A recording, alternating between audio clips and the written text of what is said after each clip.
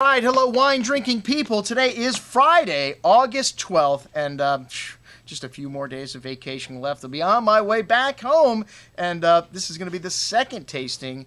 Let me tell you, I'm really thirsty for some big reds right about now, and we're going to follow up our super Shiraz tasting with our vintage Aussie Shiraz tasting. You know, Australia produces some of the greatest Shiraz on the face of the earth, and been there a couple of times. I've visited a lot of these properties that we're going to be serving tonight in person, and you know, a lot of people have the wrong idea about Australian Shiraz because this is the home of the critter wine. That's right, yellowtail, and a lot of these mass-produced wines that are sweet and they don't age very well are not a good indication of what they do with Shiraz at the high level here. And we've got some of the greatest Shiraz coming from McLaren Vale, the Barossa Valley, which to me, two of the greatest areas in South Australia. And like I said, the Barossa is kind of like the Napa Valley. The wines are a little richer. McLaren Vale, maybe a little bit more austerity to the wines right on the coast, but both of these regions producing big Shiraz. And you look at the old dog this evening, the 96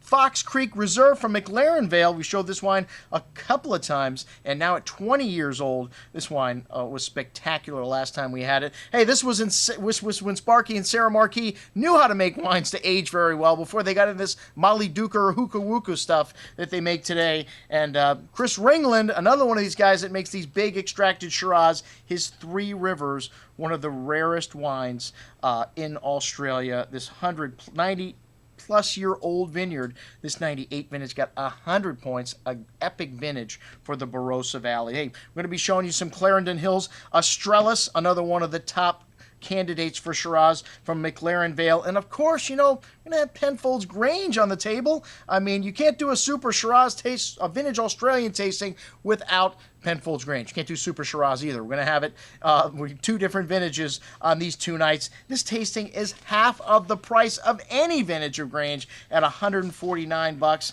Not to mention Greenock Creek from the Greenock region, this Alice's Shiraz, Torbrick, Run Rig, just one killer Shiraz after another this evening. The Teusner Albert, which most people have never heard of, but I guarantee this wine will stand up to everything else on the table. That's the great thing about Australian Shiraz, man. You can find wines for $50 that are as good as the wines, some of them that are $250. Amun Ra, let me tell you, some great stuff. One of the greatest producers, Ben Glaetzer in Australia. To me, you have to have this at a super Shiraz tasting. The Two Hands, I don't think I've ever had this Aries wine, but this is another 98-point wine from the Wine Spectator. Like I said, just one killer Shiraz after another. Check it out, our vintage Aussie tasting coming up on the 19th of August. I'm your host, Andrew Lamposoni, signing off for the Wine Watch, saying remember, always drink the good stuff first.